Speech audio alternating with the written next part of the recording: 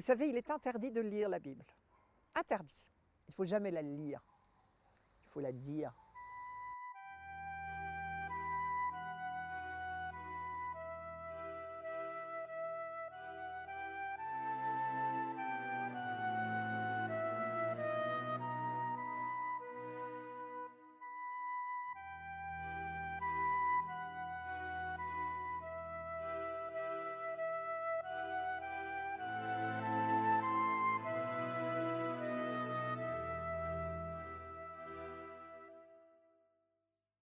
Aussitôt, Moïse se prosterna. Une chose m'étonne, elle parle toujours à neuf, la Bible.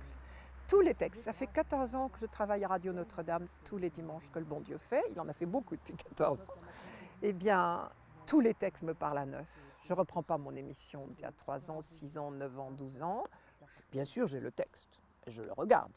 Mais très souvent, si j'ai le temps, je l'améliore, je l'aménage et je me dis « Oh, puis il y a encore ça, puis il y a encore ça ». C'est infini. Béni sois-tu sur le trône de ton règne. À toi, louange et gloire éternellement. Béni sois-tu, toi qui sondes les abîmes. À toi, louange et gloire éternellement. Toi qui sièges au-dessus des kéroubim. À toi, louange et gloire éternellement. Béni sois-tu au firmament dans le ciel. À toi, louange et gloire éternellement.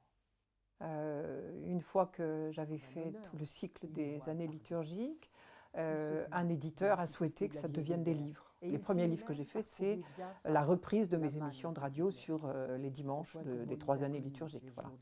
Alors ensuite, un éditeur m'a téléphoné, m'a dit « Vos livres se vendent, vous pouvez écrire tout ce que vous voudrez, qu'est-ce que vous pouvez me donner ?»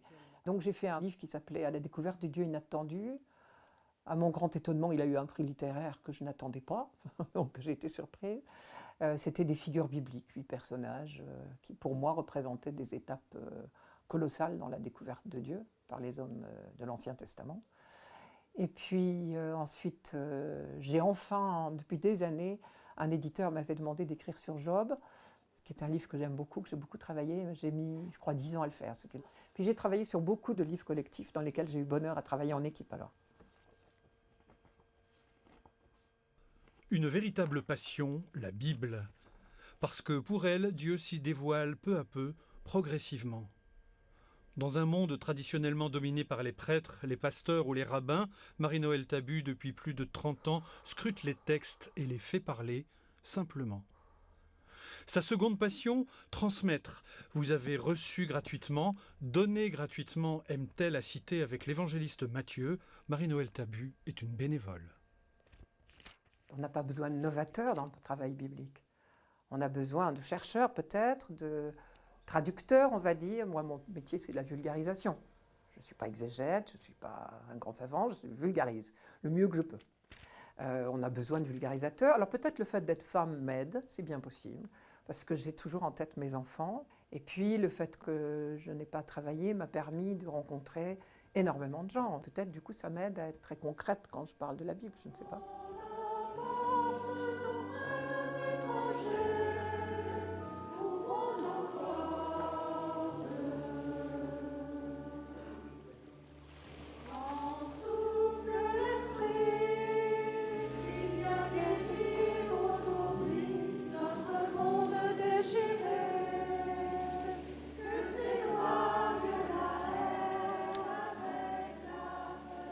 C'est drôle, c'est la musique qui m'a amenée à la Bible. Pourquoi ?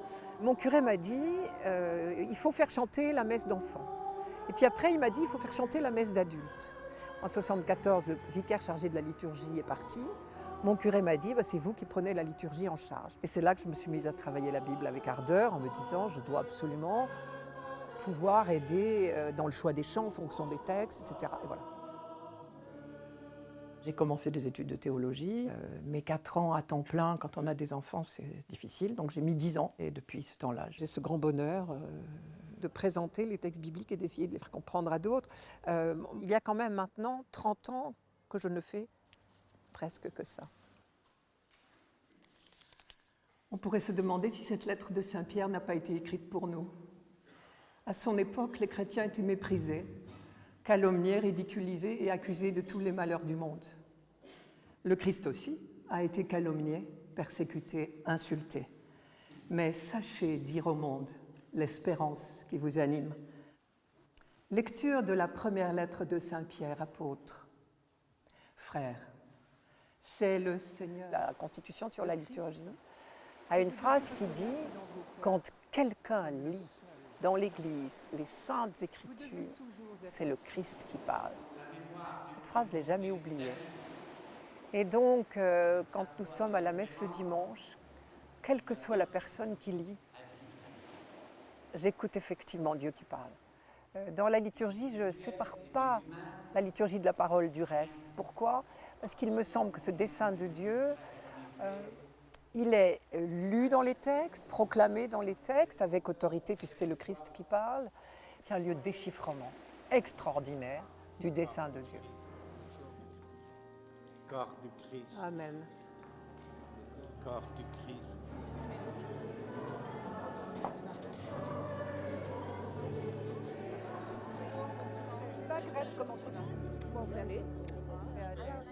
Tu me pardonnes, la maison est pleine à craquer, donc là, c'est un peu surbuté, on est 20.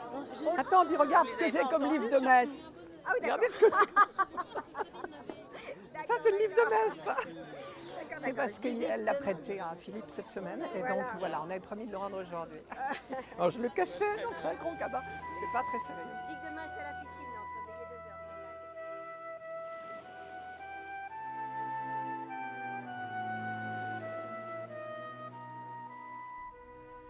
2h, À Saint-Mandrier, en rade de Toulon, la maison de famille héritée du père militaire.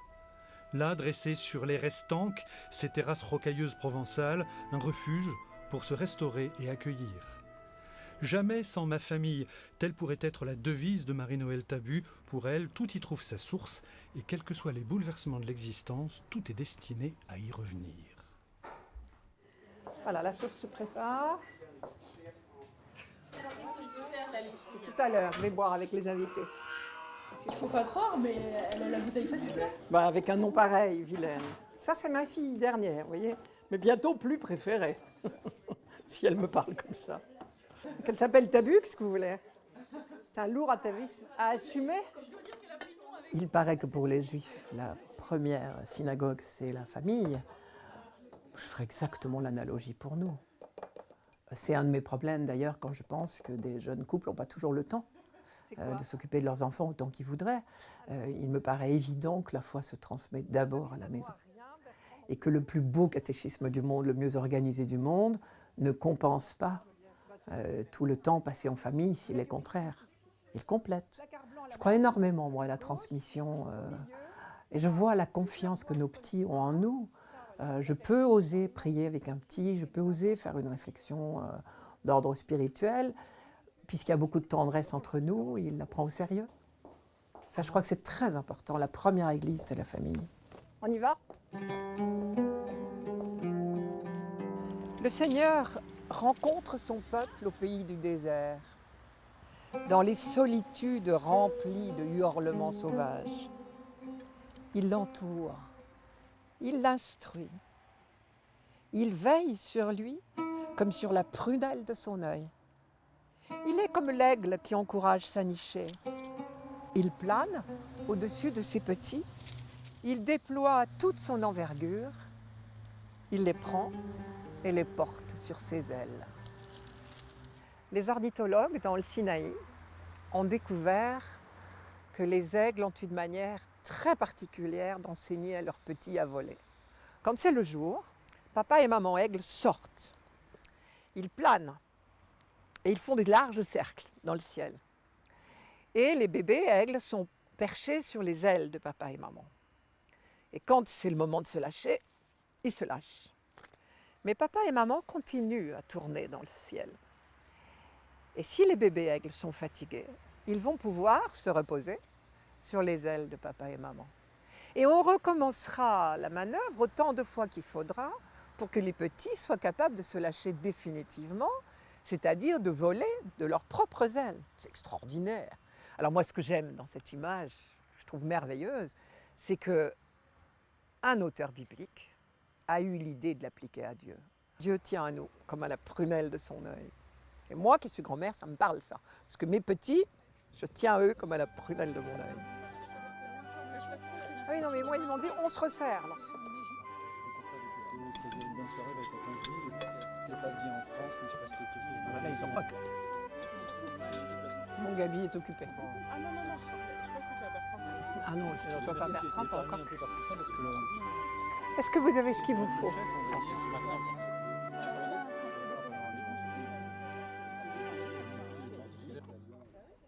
Le Seigneur, le Tout-Puissant, va donner sur cette montagne un festin pour tous les peuples. Un festin de viande grasse et de vin vieux, de viande grasse succulente et de vin vieux décanté. Il fera disparaître la mort pour toujours. Le Seigneur Dieu essuiera les larmes sur tous les visages, et dans tout le pays, il enlèvera la honte de son peuple. Il l'a dit, lui, le Seigneur. Je suis frappée de voir l'assurance d'Isaïe pour dire quelque chose de l'avenir. S'il insiste pour dire que le Seigneur est le Tout-Puissant, c'est justement qu'on a bien besoin de se rappeler cela. On est dans une période difficile. Isaïe nous promet que l'avenir va s'éclairer. Et il nous dit le projet de Dieu, c'est un projet de bonheur. Un projet de bonheur symbolisé ici par un festin. Évidemment, nous savons tous que les jours de fête, nous aimons faire des festins. Nous sommes beaux, souriants, rutilants même, bijoutés quand on est une femme, bien sûr, maquillés, pomponnés, fardés, parfumés. Et on fait la fête, on est heureux, on fait des sourires magnifiques. Quelquefois, en voyant les photos de famille sur mes murs, je me dis oui, c'est ça le projet de Dieu, un projet de bonheur. Et j'ai entendu là, c'est pour tous les peuples. Le projet de Dieu est pour tous les peuples. Et Isaïe est tellement sûr que ça arrivera que quelques lignes avant, il dit « Seigneur, tu es mon Dieu, je t'exalte et je célèbre ton nom, car tu as réalisé des projets merveilleux, conçus depuis longtemps, constants et immuables. » Isaïe est un prophète qui a besoin d'annoncer que les choses vont s'arranger, et il ose parler au passé, tellement il est sûr que ça se réalisera, il anticipe. Et à la fin, il termine son texte en disant « On dira ce jour-là, c'est lui, notre Dieu, nous avons espéré en lui, et il nous délivre. C'est le Seigneur en qui nous avons espéré, exultons, jubilons, puisqu'il nous sauve. » Je ne lis pas par cœur, c'est très rare, et je n'ai pas tellement envie de le faire. Mais il se trouve, je pense, que chacun de nous a un florilège de textes qui le nourrissent, qui lui parlent. Et un musicien connaît ses partitions préférées. Eh ben, je fais des gammes tous les jours, donc ce n'est pas étonnant que je connaisse des textes par cœur. Mais je m'interdis de lire trop longtemps par cœur, parce que je sais d'expérience qu'on modifie le texte. Alors, on peut le modifier pour améliorer la traduction ou pour la rendre plus explicite, plus compréhensible, plus accessible très vite. Mais j'ai peur de déformer parce qu'il me semble qu'on injecte toujours sa théologie propre dans sa propre manière de lire. Donc attention, il faut respecter le texte. Mais il y a des textes que j'aime tellement que oui, ils sortent tout seuls. Et puis j'ai dû devenir, je crois, à la longue un petit peu... je suis formée maintenant à une manière un peu hébraïque de penser, c'est-à-dire par association d'idées, de mots, d'images. C'est drôle.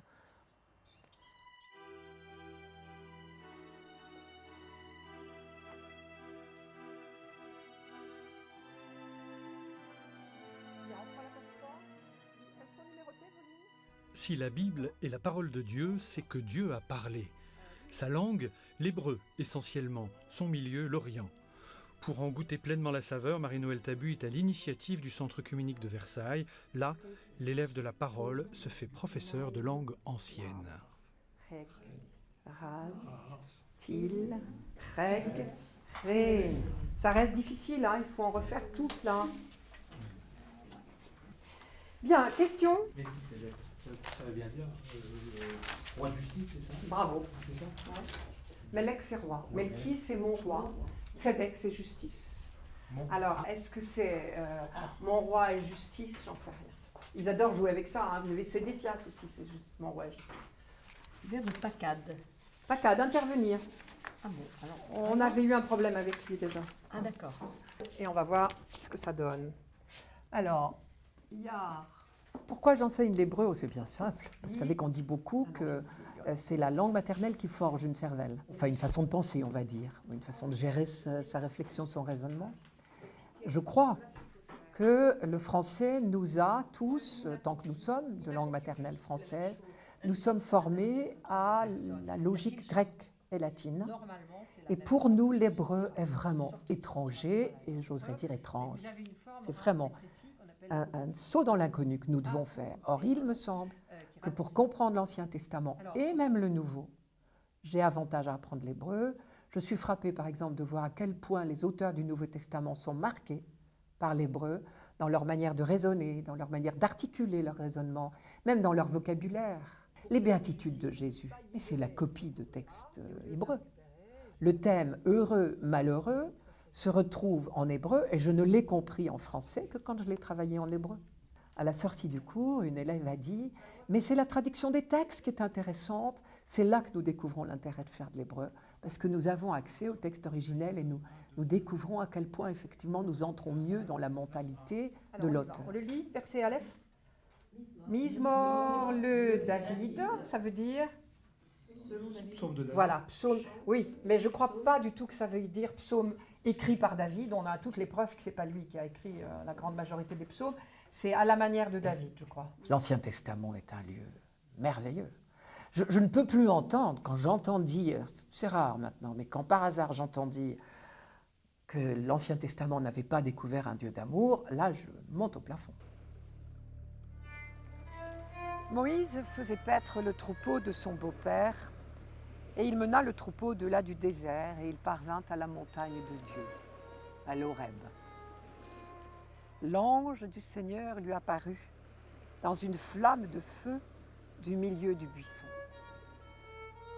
Moïse regarda, le buisson était en feu et le buisson n'était pas consumé.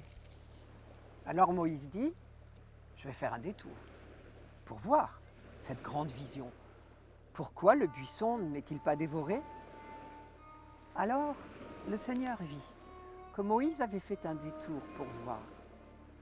Et Dieu l'appela du milieu du buisson. Il y a un instant, j'ai lu l'ange du Seigneur, et là, c'est Dieu. C'est parce que dans la Bible, on n'ose jamais dire, c'est drôle, on n'ose jamais dire qu'on a pu voir Dieu. On ose dire que Dieu nous a parlé, on n'ose pas dire qu'on a vu Dieu. Mais c'est la même chose. Quand on a l'expression l'ange du Seigneur, ça veut dire Dieu. Donc le Seigneur vit qu'il avait fait un détour pour voir, et Dieu l'appela du milieu du buisson. Moïse, Moïse. Moïse répondit, me voici. Dieu dit, n'approche pas d'ici. Retire tes sandales de tes pieds, car le lieu où tu te tiens est une terre sainte. Dieu dit, je suis le Dieu de ton père, Dieu d'Abraham, Dieu d'Isaac, Dieu de Jacob. Alors Moïse se voila la face, car il craignait de regarder Dieu. Le Seigneur dit, oui, vraiment, j'ai vu la misère de mon peuple en Égypte. Je l'ai entendu crier sous les coups de ses chefs de cordée. Oui, je connais ses souffrances. Alors je suis descendu pour le délivrer de la main des Égyptiens et le faire monter de ce pays vers un bon et vaste pays, vers un pays ruisselant de lait et de miel. Et maintenant, puisque le cri des fils d'Israël est parvenu jusqu'à moi, puisque j'ai vu le poids que les Égyptiens font peser sur eux, va maintenant. Je t'envoie, toi Moïse, vers le Pharaon, tu feras sortir d'Égypte mon peuple, les fils d'Israël. Quand je dis que je crois que c'est le texte le plus important, au moins le socle sur lequel repose leur foi, encore aujourd'hui, la foi du peuple juif, c'est parce qu'il me semble qu'ils ont entendu là, pour la première fois au monde, cette vérité fantastique qui est celle des croyants maintenant et de nous, leurs descendants, leurs frères cadets, si j'ose dire, cette vérité fantastique que quand nous sommes dans la souffrance, Dieu voit, Dieu entend, Dieu connaît, Dieu sait, alors il intervient en envoyant quelqu'un. Encore faut-il que le quelqu'un qui est appelé veuille bien y aller, type Jonas, et encore faut-il que celui qui est dans la souffrance accepte celui qui est envoyé, ce qui n'est pas toujours facile non plus. J'ai une petite fille qui me demande de l'emmener sur les pas de Moïse au Sinaï. Elle me le demande depuis 3 ans. Elle avait 8 ans, j'ai décidé d'attendre un peu. Mais les années passent, et puis les autres, les cousins, du coup, ont tous envie de venir, et nous allons le faire, ce voyage. Et je vous assure que nous ne reviendrons pas pareil. Et même moi qui en ai fait beaucoup, je ne reviendrai pas pareil.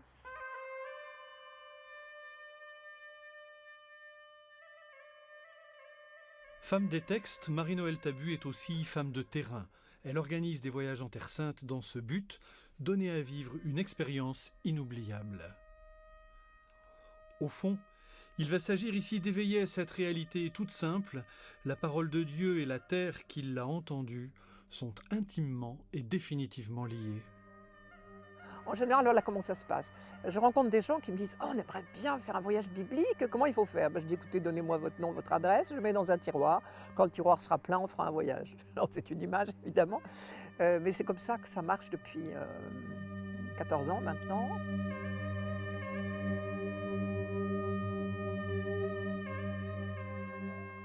Lire les textes sur place, ça n'a pas de prix.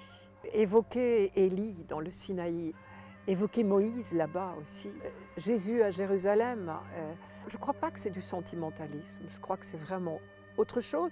C'est facile de sortir son violoncelle et d'être ému.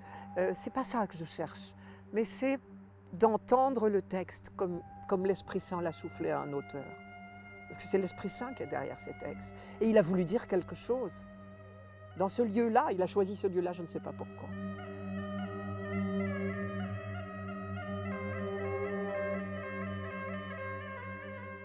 Le mot saint dans l'Ancien Testament, c'est l'adjectif de Dieu, tout simplement. Saint, ça ne veut pas dire parfait, ce n'est pas une note morale, c'est divin. On n'a pas d'adjectif en hébreu pour le mot Dieu. Divin, c'est Dieu en latin. Donc ça veut dire que quand vous dites terre sainte, c'est la terre de Dieu. Quand vous dites jour saint, c'est le jour de Dieu. Ça change tout. C'est-à-dire que la terre, elle n'est pas parfaite, et Dieu sait qu'elle n'est pas parfaite, mais qu'elle appartient à Dieu, et ça, on ne l'a jamais oublié.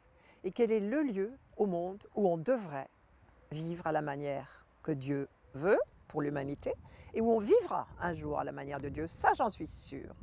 Le mot saint, c'est ça. Et donc, c'est pour ça, d'ailleurs, je crois que les premiers chrétiens s'appelaient des saints. C'est-à-dire que ça veut dire ceux qui appartiennent à Dieu, on ne peut pas dire des gens parfaits. C'est très rassurant. Le Seigneur dit à Élie, « Sors et tiens-toi sur la montagne devant le Seigneur. Voici, le Seigneur va passer. » Alors il y eut devant le Seigneur un vent fort et puissant qui érodait les montagnes et fracassait les rochers. Mais le Seigneur n'était pas dans le vent. Après le vent, il y eut un tremblement de terre. Mais le Seigneur n'était pas dans le tremblement de terre. Après le tremblement de terre, il y eut un feu. Mais le Seigneur n'était pas dans le feu. Et après le feu, il y eut le bruissement d'un souffle ténu. Alors, en l'entendant, Élie se voila le visage avec son manteau. Il sortit et se tint à l'entrée de la caverne. Pour moi, c'est un texte fantastique dans la découverte d'Israël, de ce qu'est vraiment Dieu, très différent de celui qu'on croit, qu'on attend, qu'on imagine. Jusqu'ici, Élie croyait que Dieu était un Dieu de puissance et de fracas, justement. Tremblement de terre, feu, vent violent, tout ça lui convenait très bien pour Dieu. Et voilà qu'il découvre que Dieu, au contraire, n'est que douceur et tendresse. Et l'expression est magnifique. Ici, la traduction œcuménique de la Bible, qui est la mienne, dit « le bruissement d'un souffle ténu ». Une autre Bible dit « le murmure d'une brise légère ». C'est joli, mais c'est encore beaucoup trop fort. En hébreu, c'est une expression qu'on ne peut pas du tout traduire. 3 mots qui sont accolés. Kol, de mama, daka, ça veut dire le son d'une poussière de silence. Ou le son d'un silence pulvérisé, c'est-à-dire quelque chose de très, très, très ténu, vraiment. Et voilà, Dieu est dans ce silence, et ce son d'une poussière. J'aime bien traduire, moi, un son de fin silence. Ce qui m'impressionne, c'est que si Élie a fait cette découverte majeure et que son peuple n'oubliera plus jamais, c'est justement au moment où il était tout pauvre. Il avait fait une grande déprime avant en disant « Décidément, je ne vaux rien, je me suis trompé de Dieu. » Et voilà, parce qu'il est pauvre de cœur, il peut rencontrer Dieu. Si on se met à évoquer les personnages de la Bible, j'ai vraiment l'impression que le ciel est peuplé d'innombrables personnages. Ce qui m'impressionne, c'est que c'est des braves gens finalement, c'est pas des merveilleux personnages saints, pieux, magnifiques, c'est des gens normaux parfois pas brillants, pas tellement moraux, on va dire. Et ça, j'aime beaucoup ça, me dire Dieu a fait avancer son projet, comme dit Isaïe, ces projets constants et immuables qu'il réalise. Il les réalise avec des braves gens, pas tous braves d'ailleurs. Je pense à Jacob, qui est quand même parfois un peu brigand. Je pense à Paul, j'ai changé là évidemment de temps, mais Paul qui est un fougueux, passionné, violent. Élie, fougueux, passionné, violent, et avec ces gens-là, il a fait avancer. Moïse qui est bègue, il en fait un chef de peuple, ce qui est quand même intéressant. Timothée, qui est infragile, Paul lui dit, fais attention, ton estomac boit un peu de vin. Moïse, oui, j'en ai parlé, et qui encore Jérémie, qui dit, je suis chétif, surtout pense à un autre, ne me demande rien, moi je ne saurais pas faire, je suis chétif et tremblant. Samuel, qui est un petit garçon, j'en oublie, Ruth, qui est une étrangère, une Moabite, à une époque on se méfie méchamment des Moabites, des étrangers, qui sont sûrement des ennemis, mal intentionnés, des quantités de femmes, bien sûr. Marie, la toute petite, je terminerai peut-être par elle, au fond. Marie, l'humble, toute petite jeune fille de Nazareth, qui dit « Mais qu'est-ce qui m'arrive ?» Et bien voilà. Et tous ces gens-là, tout simplement, ils ont pris leur place les uns après les autres, ce qui nous laisse beaucoup d'espoir. On peut peut-être prendre la nôtre. Mon mari et moi, cette vierge, on l'a achetée il y a 1 an peut-être. On en cherchait une depuis très très longtemps. On voulait avoir une vierge. Et je crois qu'on était bien d'accord sur l'idée d'avoir une vierge pour que toute la famille sache que, voilà, que la prière c'était important pour nous. Pour les enfants, c'est une manière de leur dire sans trop le dire, tout en le disant. Voilà. Féministe, je crois que c'est vraiment un mot qui ne me convient pas. Je ne suis pas et je n'ai pas envie de l'être, je ne crois pas. Je suis très heureuse d'être femme, je n'ai pas envie de changer. De toute façon, je n'aurais pas beaucoup d'espoir. Mais ça m'arrive par exemple, je relisais ces jours-ci une conférence qui a eu lieu à 2 voix, un pasteur et moi. Et je me disais, la différence entre nous deux tient-elle à la confession, il est protestant, moi catholique, ou au fait qu'il est homme et moi femme, ou tout simplement qu'il est lui et que je suis moi. Mais nous faisons des belles collaborations très heureuses. Je ne me suis pas sentie novatrice, non, je ne crois pas. Enfin, je n'ai pas envie de porter un drapeau, mais j'étais très très heureuse de faire ce que j'ai fait. Et peut-être j'ai eu la chance de naître à mon siècle. C'est-à-dire que le siècle précédent, ça n'aurait pas été possible. Mais quand même, toutes nos grand-mères catéchistes, elles ont fait un énorme travail.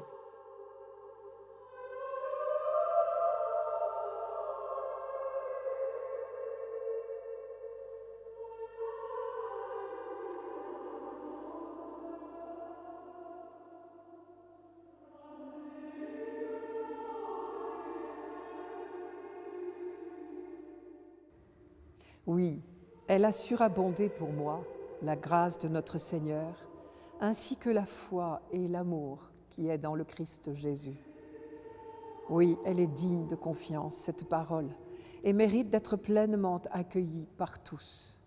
Christ Jésus est venu dans le monde pour sauver les pécheurs, dont je suis, moi, le premier.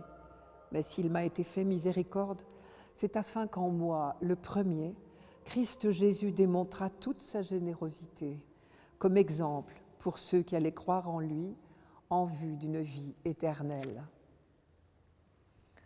Paul nous rappelle son parcours ici. Lui, il a commencé par être un persécuteur des chrétiens. Il dit même qu'il était persécuteur, blasphémateur et violent. Et puis il a été saisi sur le chemin de Damas et il est devenu un apôtre du Christ. Et maintenant, il dit qu'il devient un apôtre du pardon. Et je suis toujours frappée d'entendre dans les évangiles et dans tout le Nouveau Testament un appel au pardon. Jésus disait « Je vous envoie comme des agneaux au milieu des loups ». Et saint Paul dit la même chose. Jésus est mort en pardonnant, Étienne a su mourir à son tour en pardonnant, Saül assistait à cette mort, il a vu Étienne mourir en pardonnant. Peu de temps après, il se convertira et il deviendra un très grand apôtre du pardon. Je suis très impressionnée par la patience que Dieu a développée pour se révéler à son peuple et à travers ce peuple à l'humanité. Je pense que je ne peux pas comprendre les textes bibliques si je ne pars pas de cette hypothèse-là, qui est ce que j'appelle la trajectoire. C'est-à-dire, Dieu a pris un peuple, ça commence par un individu tout seul, hein, un vieillard stérile et sa femme, mais il s'est révélé petit à petit à ce peuple au long des siècles. Et il y a une phrase qui dit ça très bien et qui a été pour moi une entrée dans les textes importants. C'est une phrase du livre du Deutéronome chapitre 8, verset 5, qui dit, c'est Moïse qui parle à son peuple après des siècles de réflexion, « Tu reconnais à la réflexion que ton Dieu faisait ton éducation comme un homme fait celle de son fils. » Et il me semble qu'avec cette clé-là, on comprend mieux pourquoi l'Ancien Testament n'a pas toujours dit la même chose. Forcément, on a découvert peu à peu. Vous m'avez entendu dire Ancien Testament. Je revendique un peu cette manière de parler. Je ne dis pas que j'ai raison, mais d'abord à mon âge, les antiquités, ça ne fait pas peur. Mais surtout, c'est parce que si je disais Premier Testament, j'aurais l'impression de dire que ce n'est pas le même, qu'il y a le premier et le second. Alors je suis très très marquée par cette idée que c'est la même alliance. Testament, ça veut dire alliance en grec, et que c'est la même alliance qui se poursuit, ce n'est pas une nouvelle alliance. Alors cette progression peut paraître lente, mais il y a un psaume qui dit que pour Dieu 1000 ans sont comme un jour, et Saint Pierre dit la même chose.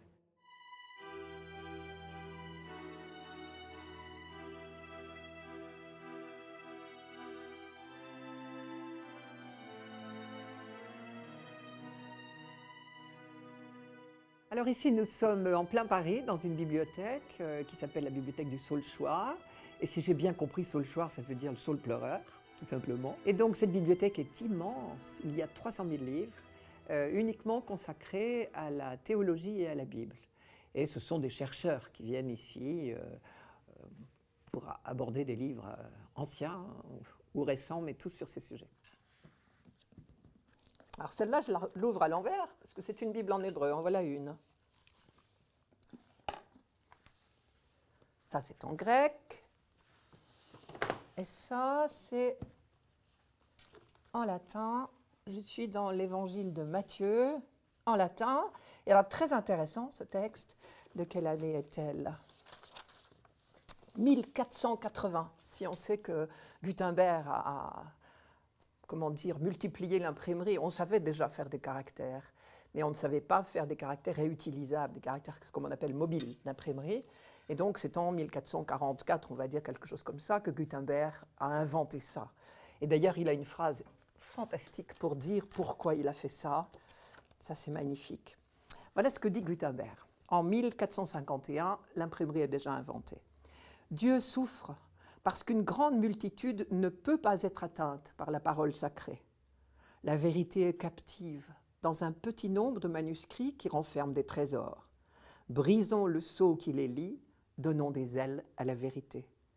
Qu'ils ne soient plus manuscrits à grands frais par des mains qui se fatiguent, mais qu'ils volent, multipliés par une machine infatigable, et qu'ils atteignent tous les hommes. Et voilà, un évangile en latin. Et ce qui m'intéresse dans celui-ci, c'est la disposition. J'ai le texte de l'évangile en latin, et autour, toujours en latin, des commentaires, ce qu'on appelle une Bible glosée. Ça, c'est une méthode très très habituelle dans les livres juifs. Et voilà que les chrétiens font exactement la même chose. Alors là, voici une Bible de 1518. Il n'y a pas 100 ans que l'imprimerie a été inventée. Et voilà qu'on a une Bible en colonnes différentes selon des langues différentes. On a le latin, le grec et l'hébreu. Alors je continue mon petit tour parce que c'est quand même extraordinaire. Alors voilà une Bible en français. Alors voilà ce qu'on nous dit. La Sainte Bible en français, traduite, translatée on dit à l'époque, traduite selon la pure et entière traduction de Saint Jérôme. Saint Jérôme, c'est celui qui a traduit à partir de l'hébreu et du grec la Bible en latin. Et c'est ce qui a donné ce qu'on appelle la Vulgate. Et là donc, voilà la première Bible en français. Et voilà alors tout à fait autre chose. Je n'avais jamais vu de livre comme cela. Ce ne sont pas des Bibles, mais ça nous montre bien l'usage qu'on pouvait faire de la Bible et quelle méditation elle permettait sur la création du monde. Là, ces deux livres sont ouverts justement dans les pages qui parlent de la création du monde. Alors celle-ci s'appelle la Chronique de Nuremberg, elle est en 1493. Alors le texte est en latin, ici on voit bien in principio creavit Deus caelum et terra, donc au commencement Dieu créa le ciel et la terre. Et du coup on va vous illustrer de manière extrêmement littérale le récit. Voilà comment Dieu a créé le monde. Alors voilà la main de Dieu, voilà les sphères, tout le cosmos est représenté, peu à peu il va se peupler. Alors voilà, par exemple, toujours la main de Dieu qui bénit, et voilà la terre. Alors voilà, par exemple, ici, la création des oiseaux. C'est magnifique. magnifique. Et voilà la création de l'homme.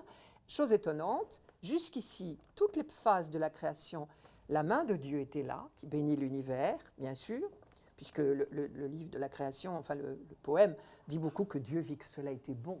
Donc Dieu dit du bien de l'univers, et il aime l'univers, et il l'a créé pour le bonheur. Mais là, Dieu est là. Dieu est visible ici. Voilà la création. Les notes de nos Bibles actuelles, si elles ont été l'objet d'un consensus dans l'Église, je fais confiance à mon Église pour me permettre de travailler telle ou telle Bible, et peut-être pas telle ou telle autre. Et je crois que si je suis dans cette fidélité à mon Église, je ne ferai pas vraiment n'importe quoi.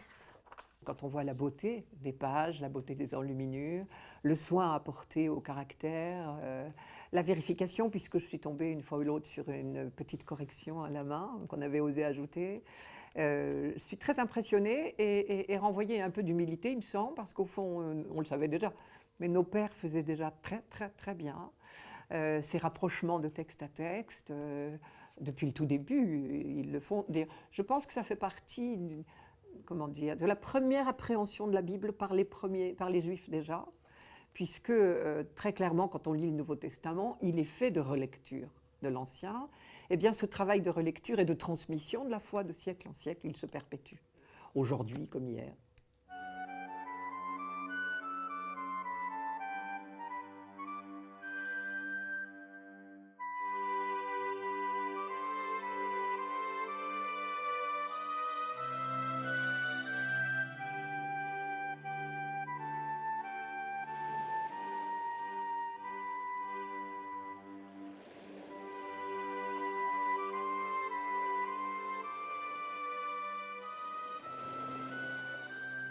Alors ici, je suis au bord de la mer, Méditerranée, et il se trouve que Saint Paul, Saint Jean, des gens que je lis tout le temps, bien sûr, ont, je dirais pas marché dessus, mais l'ont emprunté beaucoup pour aller porter la bonne nouvelle.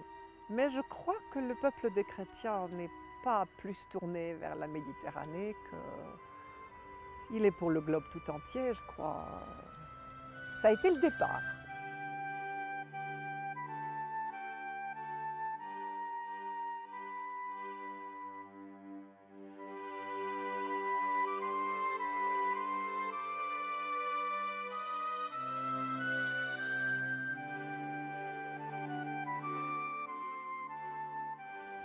Je me rappelle un jour, mon fils, adolescent on va dire, m'a dit « Mais qu'est-ce que tu fais à la messe 52 fois par an? Je ne vais pas voir le même film 52 fois dans l'année. » Je lui ai dit « Non, mais justement, je te dis bonjour. » Je lui ai répondu comme ça. « Je te dis bonjour tous les jours de la même manière. Bonjour mon chéri. » C'est d'une banalité rare. Et c'est tous les jours neufs. Et si je ne te dis pas bonjour un matin, ta journée sera gâchée, la mienne aussi. Quand on s'aime, c'est comme ça. Le bonjour est banal, les paroles sont banales. La Bible aime beaucoup dire « Chantons au Seigneur un chant nouveau », avec toujours les mêmes chants. Mais le chant est nouveau parce que c'est le cœur qui le dit qui est nouveau. Et ça m'impressionne parce que je travaille quand même la Bible beaucoup, tout le temps. Je ne fais que ça ou presque, en dehors d'une vie amicale et sociale heureusement très remplie et familiale. Mais tout mon temps y passe. Et c'est de plus en plus neuf et de plus en plus beau. Mais je crois que c'est comme un amour.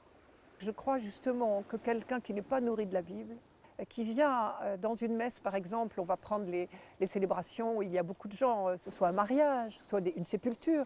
C'est aux sépultures qu'on a le plus de non-pratiquants. Vous avez le plus grand cercle de gens, pratiquants ou non. Ils vont entendre des textes et ça, moi, ça me fend le cœur à chaque fois. Je trouve qu'ils sont presque tous incompréhensibles. Je prends un exemple.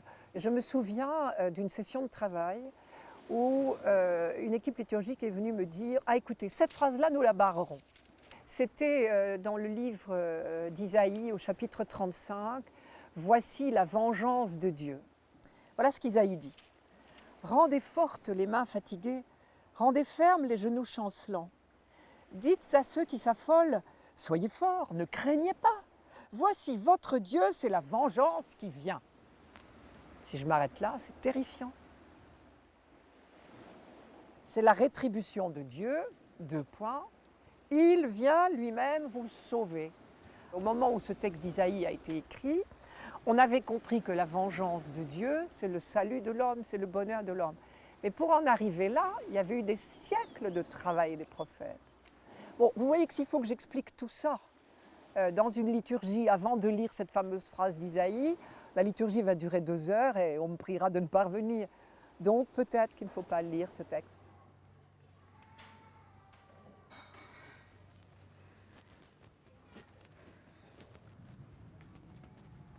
J'ai conscience que je peux choquer quand je dis, et je ne suis pas sûre d'avoir raison, hein, mais quand je dis que la Bible est un catéchisme, je me reprends, je prendrai bien le terme prédication. Je ne dirai pas relation. C'est une prédication, et c'est en ce sens-là qu'il me semble qu'elle s'adresse à des croyants.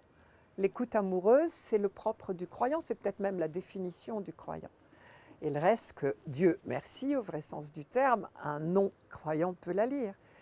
Mais il faut au moins avoir cette attitude d'ouverture, accepter d'être surpris, d'être emmené là où on ne comptait pas. Mais je reviens à mon terme de prédication, il me va bien.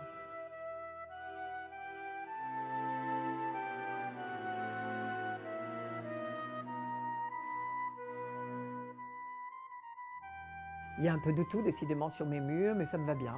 Voilà, c'est ma vie, elle est faite de choses diverses et de tas de bonheurs différents. C'est un mélange de souvenirs et de choses qui évoquent un peu quand même ma passion biblique.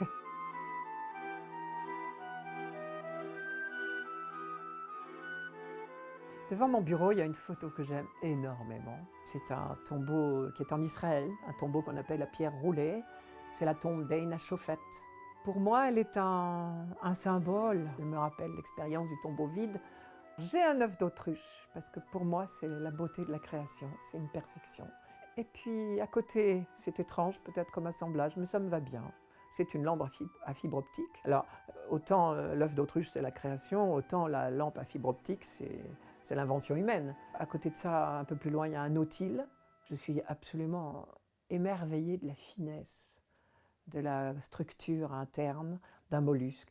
Et au-dessus de mon bureau, c'est la photo de mes frères et sœurs. 5 filles et 4 garçons. Et sur cette photo, il y a 10 personnes, parce qu'il y avait déjà une jeune femme rentrée dans la famille. Voilà. Et c'est vrai que j'y tiens beaucoup. Et on le sent très très bien dans nos vies. Nous sommes très différents, 9 enfants bien sûr, pour certains d'ailleurs à l'autre bout du monde.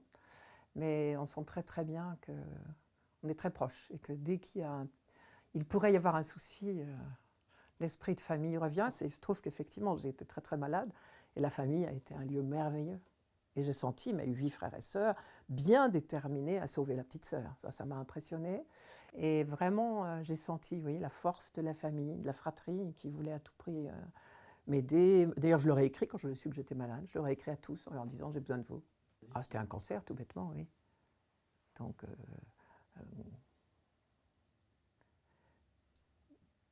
oui, je crois que le mot, quand vous apprenez que vous avez cette maladie-là, fait peur. Oui. Enfin, fait peur. Je ne sais pas si la peur est le mot, mais ce mot-là connote immédiatement issue fatale, on le sait bien. Voilà. Et c'est vrai qu'on a besoin d'être entouré. Et moi qui fais beaucoup travailler le livre de Job à des quantités de gens, je dis toujours, l'accompagnement est primordial. Job prit la parole et dit « Écoutez, écoutez mes paroles, c'est ainsi que vous me consolerez. Supportez-moi et moi je parlerai. Quand j'aurai parlé, vous pourrez vous moquer. Pourquoi laisser les rats vivent-ils? Vieillir, c'est pour eux accroître leur pouvoir. Leur postérité s'affermit en face d'eux, en même temps qu'eux, ils ont leurs rejetons sous leurs yeux. Leur maison en paix ignore la peur. La férule de Dieu les épargne. Chez eux, on improvise sur le tambourin et sur la harpe. On se divertit au son de la flûte. Ils consument leur jour dans le bonheur, et en un instant, ils s'effondrent sous terre.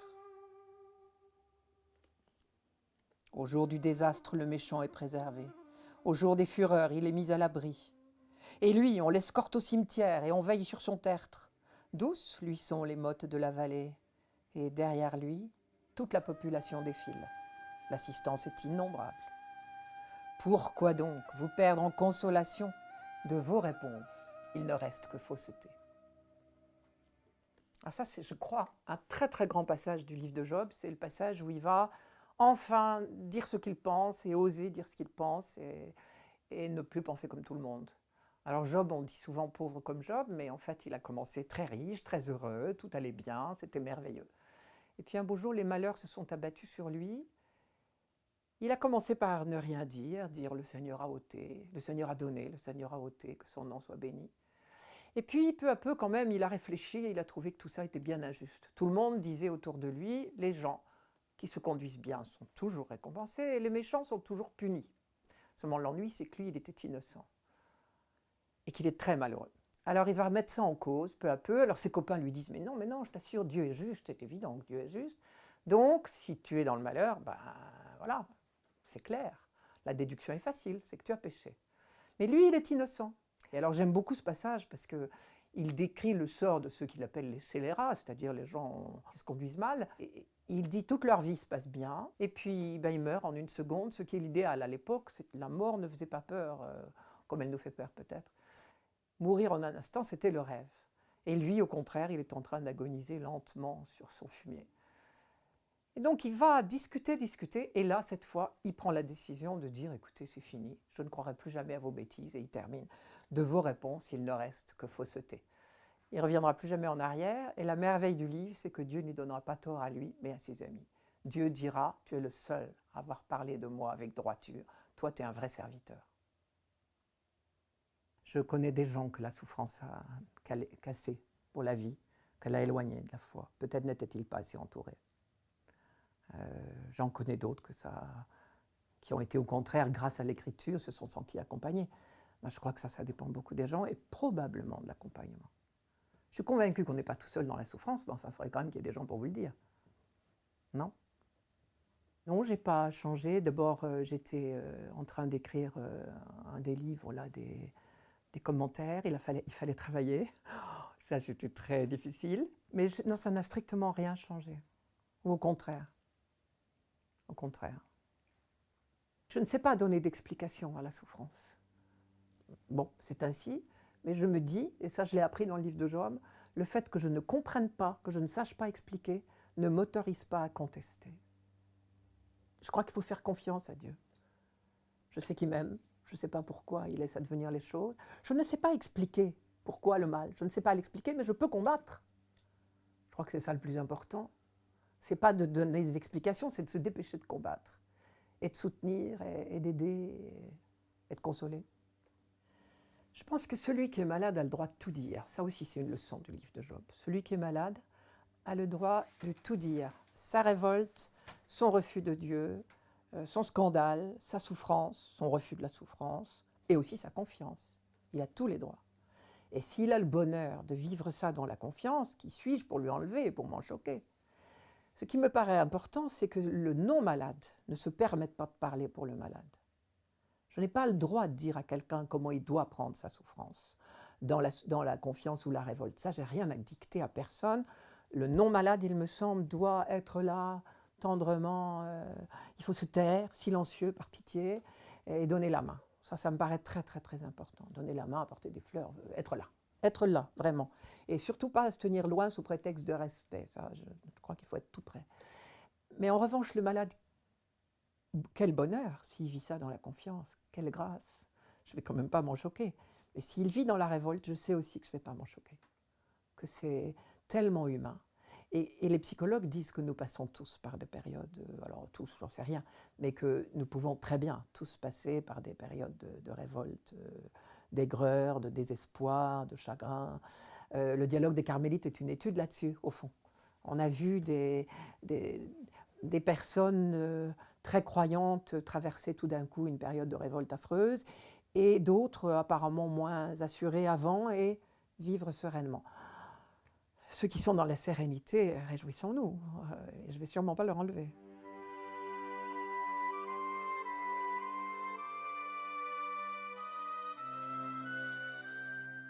Y a-t-il une chose universelle dans la Bible? J'aurais envie de dire Dieu, c'est tout. Dieu et cette merveille du projet de Dieu sur l'humanité Et ce qui est universel, c'est que c'est vraiment ouvert à tout le monde. Et il me semble, il ne faut surtout pas être un télo pour lire la Bible. Et ça, c'est fantastique. Et il y a une phrase de Jésus qu'on a tous en tête. Je te loue, Père, Seigneur du ciel et de la terre, d'avoir caché cela aux sages et aux savants et de l'avoir révélé aux tout petits. C'est-à-dire que vraiment, les plus petits, les plus pauvres ont un accès à la Bible que des gens savants perdent parfois peut-être. La bonne nouvelle, elle est partout, dans tous les textes. On a quelquefois ça avec les nuages ou avec des dessins sur le sol. Vous regardez des nuages, ils ressemblent à rien, et puis tout d'un coup, il y a un visage qui se dessine, quelque chose, une forme. Et à partir du moment où vous avez découvert cette forme, quelle qu'elle soit, vous ne voyez plus que ça. C'est pareil. Une fois qu'on a appris à découvrir le dessein bienveillant de Dieu dans la Bible, il est partout. Il ne se passe plus un cours que je termine sans me dire « Oh mon Dieu, décidément, je ferais mieux de me taire ». Et en même temps, il faut qu'on parle. Pour partager la foi, il faut qu'on parle. Mais plus ça va, plus je suis consciente qu'en parlant, on défigure. Il y a un concile, je crois, qui dit ça très bien, j'ai oublié la date, qui disait « Chaque fois que vous parlez de Dieu, vous dites plus de choses fausses que de choses vraies ». Que c'est sage, on ne devrait jamais oublier ça. Ça nous aurait évité quelques guerres de religion, je suppose, et quelques prétentions mal placées. Non, on n'est pas savant, on n'est jamais savant.